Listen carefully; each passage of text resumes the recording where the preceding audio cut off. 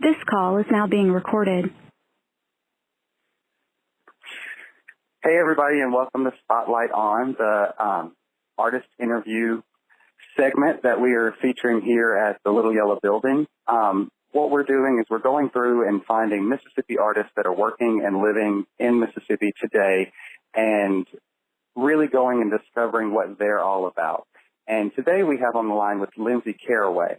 And Lindsay is a Mississippi artist from Vicksburg who has taken a really big journey in a short amount of time. And I'm really happy to feature her here with us today. She's somebody that I started admiring on Instagram probably, I want to say about 4 years ago. I ran across her profile, and her collages are amazing. And it's just really, really nice to have her with us here today.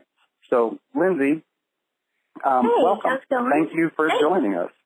Thanks. Why don't you, for anyone who isn't familiar with you or your work, why don't you just tell us a little bit about yourself? Well, I'm from Vicksburg, and let's see, I went to school to be an industrial designer at PRATT Institute in Brooklyn. And that's a big jump from Mississippi. Yes, I got there, and I was really excited to be gone.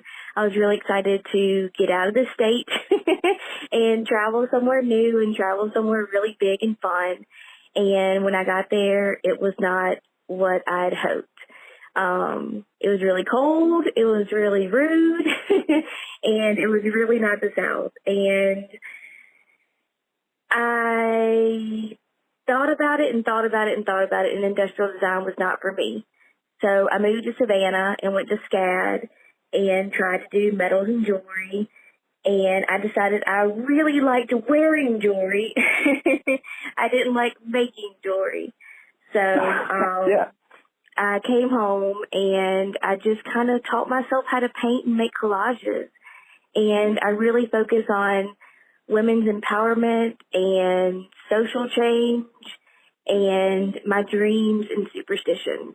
And the reason I focus on my dreams and superstitions is because I am schizoaffective.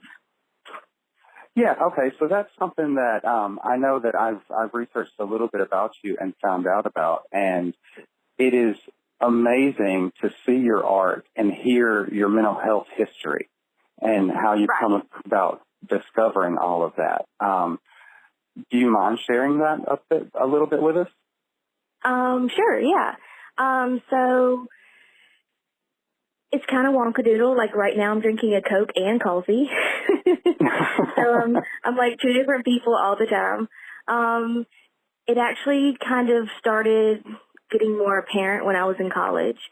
And I think that's why it really didn't work out for me in all the different kind of ways and venues that I had really hoped for. But in a way, it was kind of a blessing that I came back home because I was really able to find myself. And the South is so beautiful because this is where my family is from. This is where all my friends are at. And this is my home. This is where, people take care of you. People are here for you. And I'm very fortunate to have a family that is so tight-knit and is so loving and caring. You don't think about other people that don't have families and don't have that support system. It's hard to wrap your mind around somebody that might not have the same advantages that we've had in our lives. And it is a beautiful thing to come back in and feel the community around you. I had the same effect. The community and the welcoming and growing up with like cousins that are like your brothers and sisters and grandparents that are like your parents and aunt and uncles who are like your older siblings,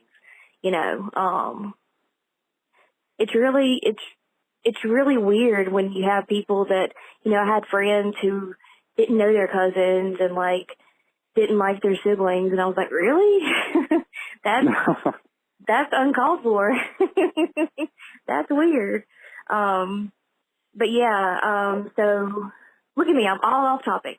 So being schizoaffective is kind of weird. It's kind of like being bipolar and schizophrenic at the same time. And what that means is I see a lot of things, I hear a lot of things, and I'm kind of like up and down. So I'm really aware of what's going on. I'm very proactive in taking medication and therapy, and I don't mind talking about it. I try to work with it instead of against it. I think it's so important that you're standing up and sharing this part of your journey. Because in growing up in the South, I know that for me personally, things like this were always things that you would hear about people hiding and not being upfront with, and it caused a big stigma. You know, all of this just constantly steamrolls over and over, and it becomes something that's almost a blight on society and the minds of people, and it's not. It's something that so many are dealing with and may not even know that they're dealing with a specific thing because they don't hear it. They don't get to see somebody. So you being so brave to not only speak about it, but have your art reflect so much of your personal life is brave. Thanks. And once again, I'm really fortunate. Like, my mom's a nurse, and all of my aunts are like the best support system ever. And they're really kind and caring, and, you know, they're like my biggest cheerleaders. And I'm here at my aunt's house now. Her and my uncle have built a studio for me, and I have a space to work and a space to store my art and a space to, like, just come and relax and get away from everything and think about life and be on the farm and, you know, just have a getaway. So, I mean, everybody's just really, really awesome. And I think it's important to talk about it, because if you don't, then you're in the dark and they're in the dark and everybody's in the dark and nobody knows what the hell is going on. That's so true. And you're 23, right? Bless your heart. Oh, my gosh, I love that. No, darling. Where did I see that you were 23? I don't know, but I love it. I love it. I'm 36. I love it. Well, just to let you know, there's an article out there somewhere that I have found that said you were 23. So I would just ride that as long as you can. As somebody who just turned 38, just whatever number somebody gives you and just roll with it. But I'm sure that's an older article. But I love it. I love it. I'll be 23 all day long.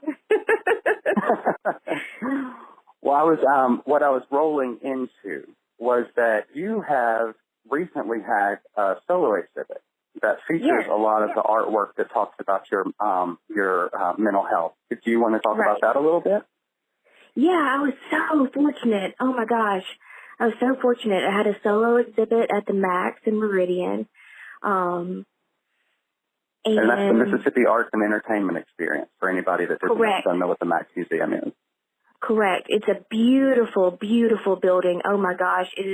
Everything there is interactive. Everything there is just, oh, my gosh. It is the coolest museum I've ever been to. It's so neat. For anybody that's not been there, you definitely have to go. And it was all mine. It was so cool. It was definitely amazing. And yeah, it was dedicated to my dreams and superstitions, and I keep notebooks. I keep dream journals and drawing journals and journals in my bed that I just write in the dark.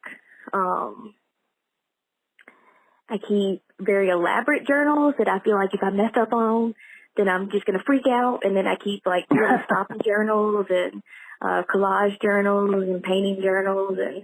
And there's books galore everywhere all the time. And they're always working and they're always going and they're always moving. And a lot of the journals were on display. So that was kind of cool. That is really cool. Yeah. So, but it was got your studio. Sorry, I didn't cut you off. Keep going. No. I mean, the exhibit was all about like dreams and superstitions, and I mean, it was totally rad.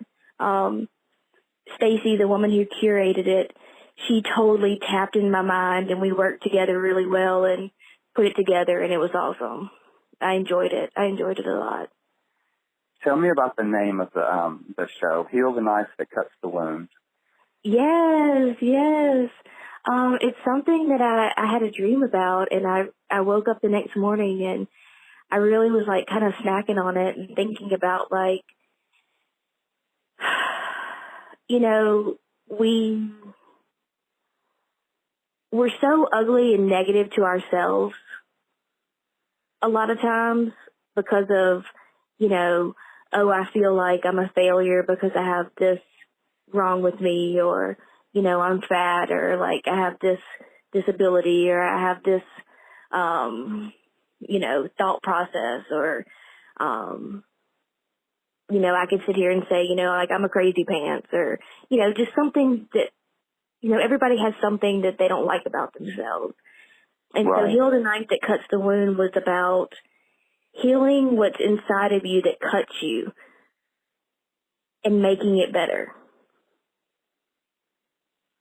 Healing that weapon that you have and focusing on making it better. And that's kind of where it came from. That's beautiful. Thanks. And it makes so much, I love the statement altogether. I just love the statement that it is. So I want to dive into a little bit about your studio practice. You've got your studio now. Tell me about a day in your work.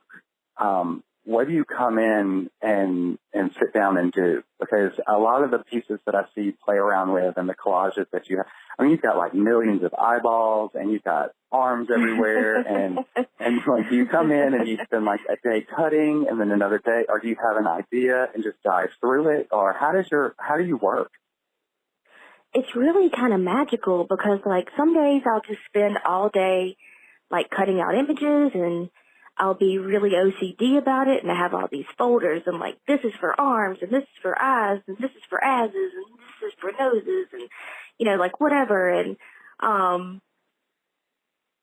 then I won't use them ever, because they're in folders, and I can't see them, and so it's just totally, like, control issue moment in time. And then one day I'll just sit down and it'll be like this divine entity that comes down and, like, you know, like whatever I'm thinking about, if I'm thinking about, you know, something that's on TV that's like really rocking my nerves, like something that has to do with, you know, something that's on the news or something, or a dream I had, or, you know, a bad breakup or something like that. Like, I'll just be flipping through magazines and images will just pop out at me. And they'll just all seem to relate. Or sometimes it takes me forever to find images that I need. But I'm very fortunate that I have every magazine known to man. I have buckets and bins and cabinets full of magazines, and they're under the bed, and they're in the desk, and they're in drawers, and they're everywhere. So I have tons of magazines. I have tons of things to choose from. And I don't do anything at my desk. I don't do anything in the chair. I do everything on the floor. I live on the floor. You have an entirely grounded process. Yeah, and it's really cool because my whole floor is full of paint and glue and glitter. It is no longer a floor. And I have two places that I work. I work from home, and then I work from here at the studio out at the farm. And my home floor, I don't know if you've seen it on Instagram, but it is totally just jacked. I probably thought it was a table. It's definitely not a table. It is a floor, and it is numerous coats of paint and glitter and glue and spray paint and just nonsense. I never realized you worked on the floor. Yeah, I do everything on the floor. I don't do anything in the desk. I don't even know why I have a desk. Are there any like little idiosyncrasies or things that you could not do without? I have a favorite pair of scissors. I I will kill people if they touch my scissors. And I don't know where I have they a came favorite from. paintbrush. Yeah, I have a favorite paintbrush. I definitely have a favorite paintbrush, but I have a favorite pair of scissors. They are my collage scissors. Now I have like 200 pairs of scissors. At any given time, there are scissors that float around the house, but these are my collage scissors. They don't touch anything but paper. They don't touch anything but magazine paper. What else? I'm a neat freak. Everything has to be in its place. Everything has to look like it came out of a magazine. But that's everywhere else in my house. In my studio, oh my gosh, it's just terrible. It is terrible. I write on my ceiling. I write on the walls. I have these big rolls of paper that I'll tape up on the walls. And I do have a little bed. And I tape up paper next to the bed, so in the middle of the night I can write down whatever I'm thinking or whatever I'm drawing or want to draw, and yeah, so there's shit everywhere. Right now I have eyeballs everywhere. I found them in the bed. I found an eyeball in the shower. I found an eyeball in the dog's food bowl. So there's eyeballs everywhere from the last project I just worked on. There's eyeballs everywhere all the time. So now that we've mentioned like eyeballs and all that kind of stuff, why don't you tell, because right now we're on a phone interview, but I will have this posted up. It will be a YouTube video, and then it'll also be in the blog Spotlight on the littleyellowbuilding.com, and they'll be able to see your artwork along with this interview. But why don't you describe it for somebody who's not able to see it or might be listening while driving or something? Okay. About my artwork? Like what it looks like? Yeah, what it looks like. Describe it for us. And maybe some of the meanings behind it, because I know that you use a lot of specific parts and you use a lot of feminine imagery. Right. Okay. Well, I do choose to use a lot of eyes. A lot of times in my paintings, the background will be black with white symbol eye-looking things. And a lot of times that represents like a spiritual God or the Almighty God or God looking down on us. And I use a lot of eyes in my painting. I usually draw 3 or 4 eyes. And I like that to be kind of like the painting is looking out, like it sees something, like it wants you to see it. It wants you to understand. It's watching you as much as you're watching it. Right. But it has it has a secret.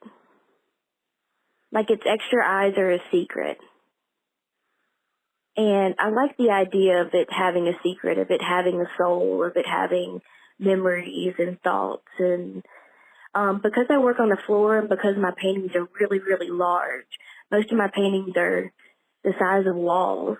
I usually sit inside the paintings and paint. And a lot of my symbols and things of that nature have to do with the way I think or superstitions or the way my mind works. So I paint a lot of numbers and symbols and letters. And a lot of that has to do with my schizophrenia and my paranoia. So I think whenever I'm painting, I'm thinking about myself, and I'm just essentially painting self-portraits over and over and over again. And I'm thinking about basically just what I'm scared of and how to let it go. So this is always a release for me. This is always a way to take back power. So every time I paint something, I paint it out. If I'm sad, I paint it out and I'm no longer sad. If I'm angry at something, I paint it out and I'm no longer angry. If I break up with somebody, I paint it out and I'm no longer involved with that person. Does that make sense? It makes perfect sense. Yeah. It's like your superpower. It is. It really is. And I think being schizoaffective is a superpower in a way because, I get to see walls melting and, like, people that aren't there and stuff that isn't really happening, and it's cool. I don't have to do drugs. Like, you are. I am drugs. Yeah. Salvador Dali's statement there. Yeah. That's so interesting. You live in the same world as everybody else, but you experience an entirely different world. And I know people say that about emotions and the way that we go through the life and the experiences that we have, but you literally see different worlds. That's incredible. Right. And to be able to translate that to your art is another something that's incredible, that you're not so scared and hidden from it. Thanks. And, I struggle with that all the time. Like, even in therapy, I struggle with how to be, like, more honest. Like, not so much honest with people, but how to be more honest within my art. How to be more honest within writing.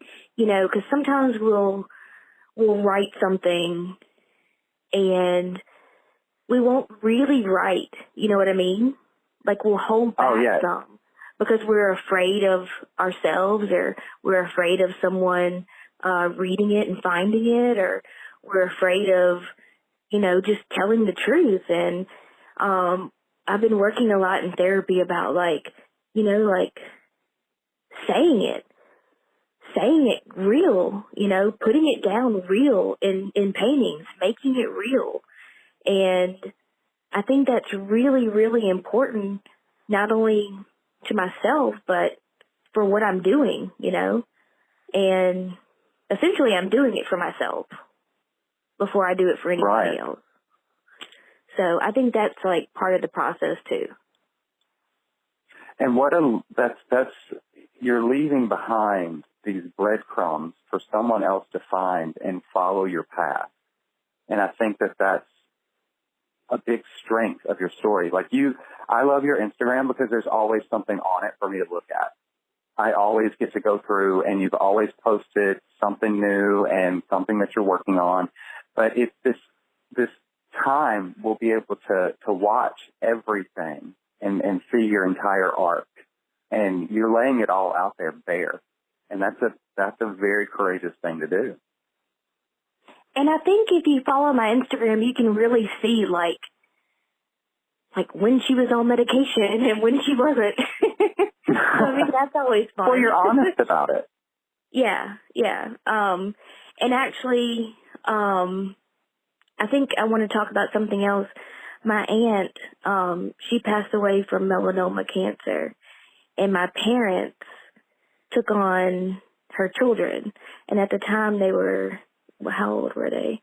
They were 10 and 8, and now they're 14 and 11. Yeah.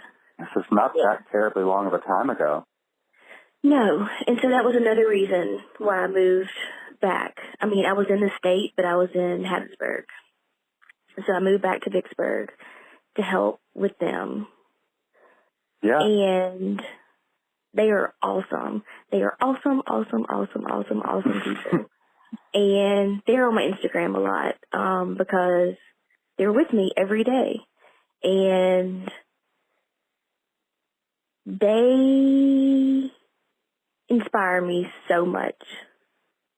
They are so beautiful and thoughtful and giving and caring and just completely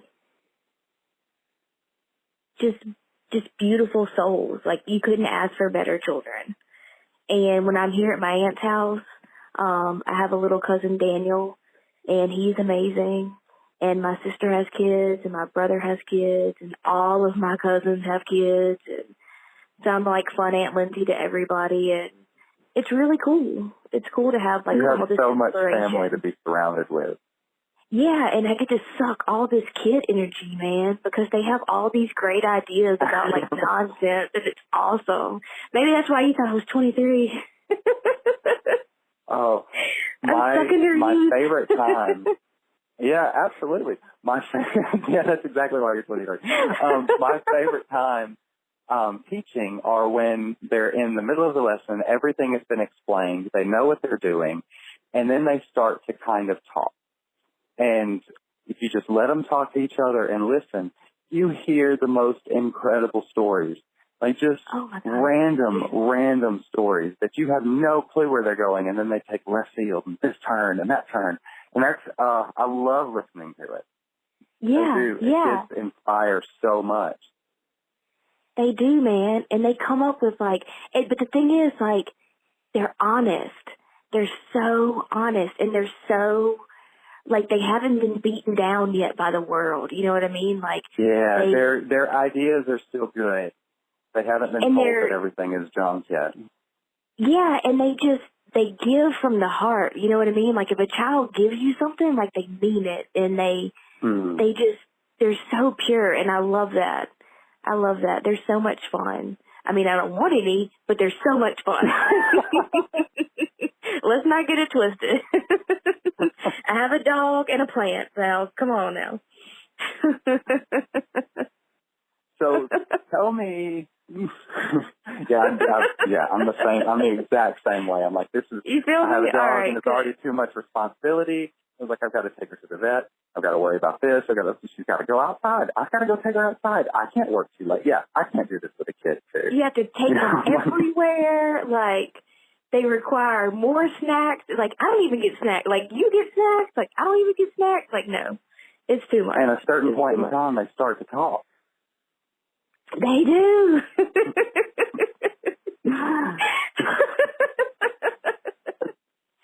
Yes, I know. I can always give them back or leave or vacate or just, gotta go. No. My sister, she has kids, and they are over all the time. And I love them, but they're 6 and 4.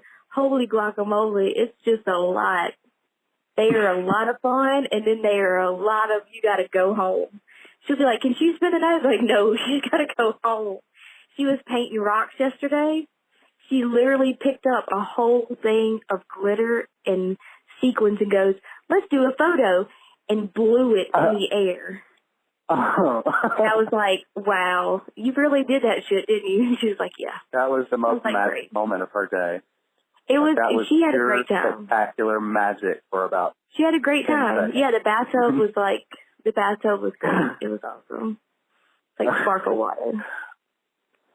Well, Lindsay, they can find you at Instagram at Giza Louisa. It's GeezeALouisa.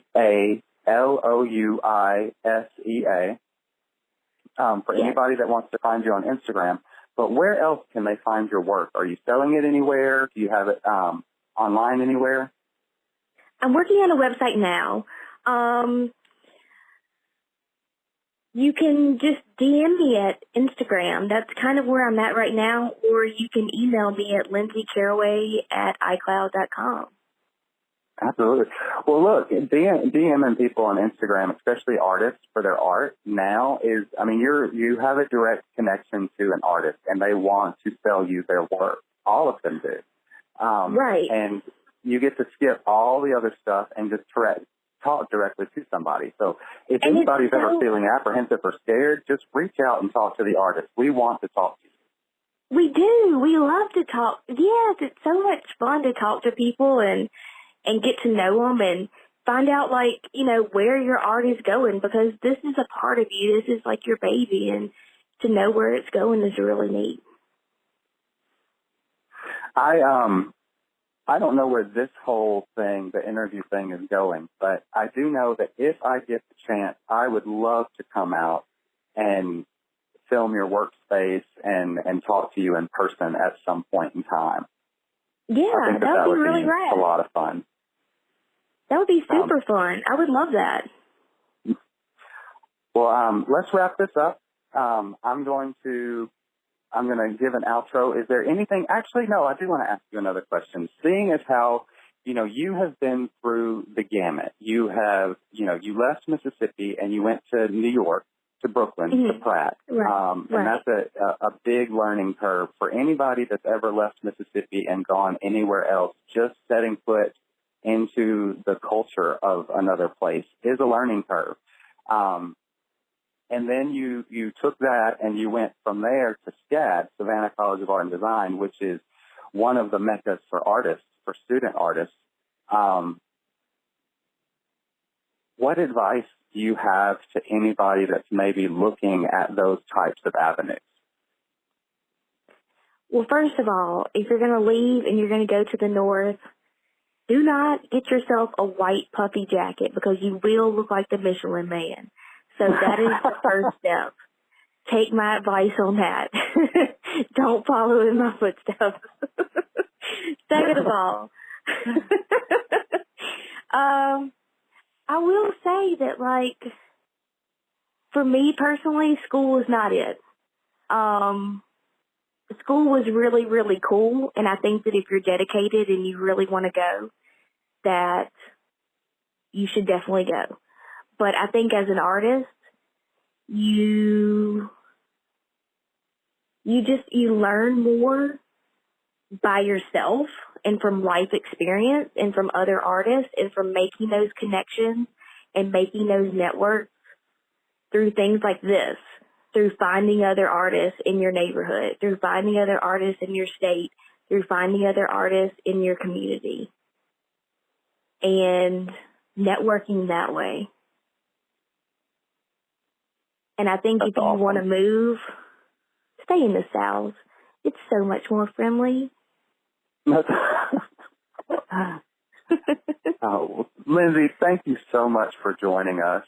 If anybody wants to get a hold of Lindsay, it's her social media, her Instagram is Giza Louisa. It's GeezeaLouisa, and that's Instagram. Again, I'm there with the Little Yellow Building. Check back in with us. We will have more interviews from Mississippi artists coming soon. Thanks. Y'all have a good one.